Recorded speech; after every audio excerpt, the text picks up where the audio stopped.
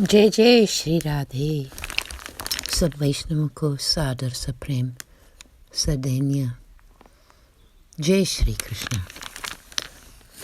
Day 225 of our readings of the stories of the 252 disciples of Sri Gosaiji, and today we are commencing with Varta 226, and we will also conclude Varta 227. 226, the story of the daughter of a goldsmith from Agra, Bhav Prakash. This is a devotee of Sattvic disposition. In the eternal Leela, her name is Nirmala. Her mind and heart are extremely pure, and she has no deceit in her at all. Sri Chandravaliji is very affectionate towards her. Nirmala has one Sakiji, named Aturi, who appears here as her husband. They both manifest from Shila, and are thus personifications of her divine loving sentiment. She was born into a goldsmith's family in Agra. She was 9 when her parents married her off to a boy of the same caste. They were both divine souls and lived together very lovingly. The husband's parent died when he was 20, and then they began to live in their own house alone. Part 1. Once, Sri Gosaiji had travelled to Agra. He stayed in Rupa Chandananda's house and was sitting on the roof. The emperor had condemned one thief to death by impalement on a spear, and near there 5 women had come to draw water from a well, including the goldsmith's daughter. She saw the man who had been publicly impaled, and fainted at the sight. Sri Gosaiji saw this from up on the roof and told his Brajwasi attendants to carry her to him.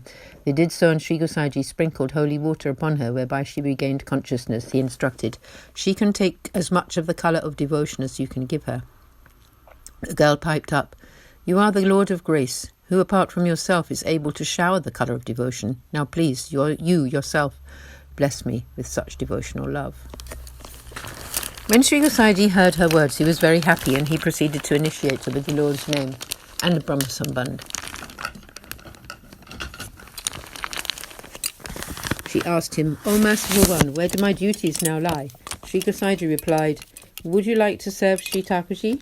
She said that she would do whatever he told her to, and he graced her by giving her one Sri Thakurji to serve. He also explained all the ways of Seva to her. He took Sri Thakurji back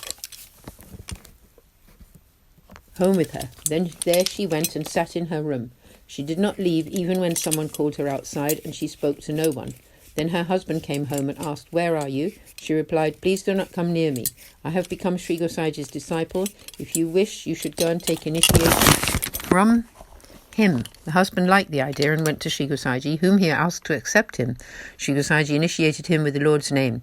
He came back home and announced, "Sri Gosaiji has graced me by initiating me with the Lord's name. I am now his disciple. Now I will do whatever you ask of me." His wife said, "Let's clean up this house." She told him how it should be done, and he did it all. They brought Sri Thakurji to reign there. The wife would do all the seva in the temple and the cooking. The husband did all the other tasks and chores. They always served in this way. The wife had previously told Sri Gosaiji, "I do not like to pass a day without seeing you."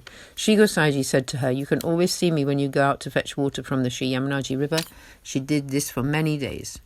One day her husband left his body and attained the Lord's lotus feet. She bathed and sat down, worrying about how she would be able to serve him in this state of impurity, or sutak. Then Sri Thakurji spoke to her directly, saying, "Get up and make my seva. When the period of impurity is over, you will clean and wash everything and reinstate the purity here." She followed his instructions. Sri Gosaiji knew that she was alone, and so he sent her 2 Brajwasis to help and protect her. One of them used to chant mantras on his chanting beads. She asked the other one, "Why do you not chant the Lord's name on a rosary?" He said, "I left my bag with my beads inside at home." She said, "I will bring it for you when I go to Gokul." He agreed. She went to fetch Sri Yamunaji water, met with Sri Gosaiji, and fetched the Brajwasi's bead bag, then came back home. The Brajavasi was amazed when he saw that she had brought it with her so quickly. She explained everything to him, and his doubts were allayed. She continually served the Lord in this way. Divine Bhav Prakash.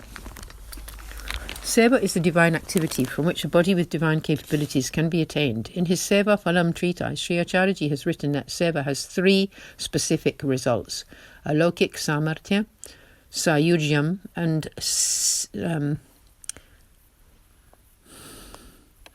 Sevopayik Deha.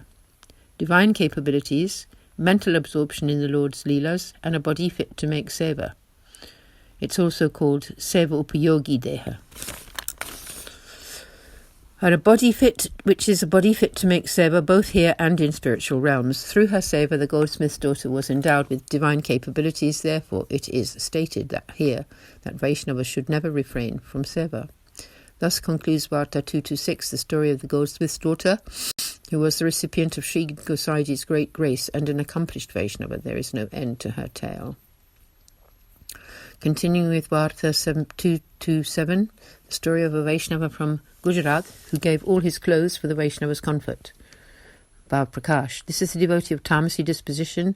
In the eternal Leela, his name is Gopali, who manifests from Chandrika and is thus a personification of her divine loving sentiment. Part 1. He was alone in this world. Once he came to Vraja and caught sight of Sri Gosaiji. He requested him to accept him into his fold. Sri Gosaiji called him forward and initiated him with the Lord's name. When he had fasted the following day, Sri Gosaiji granted him the Brahma Sambandh.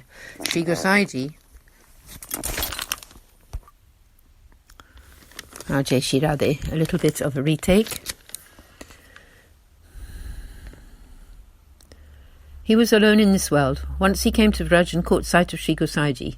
He requested him to accept him into his fold. Sri Gosaiji called him forward and initiated him with the Lord's name. When he had fasted the following day, Sri Gosaiji granted him the Brahma Sambandh. Sri Gosaiji partook of Mahaprasad and gave the Vaishnava his prasadi leftovers. When he had eaten this Mahaprasad, he asked Sri Gosaiji to tell him where his duties now lay.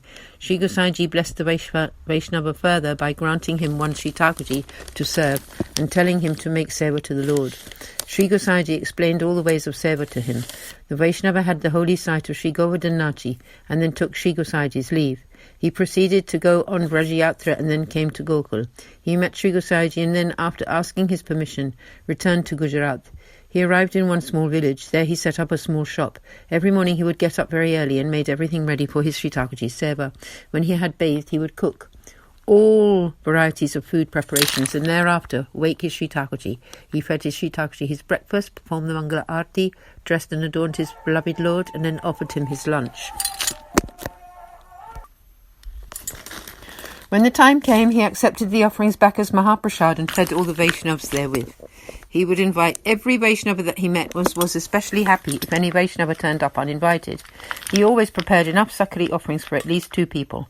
He would partake of 1 plate and give the rest to the cow, but he would keep all the fried items so that he had enough prasad to give to any Vaishnava who showed up early or late. Thereafter he would go to sit in his shop.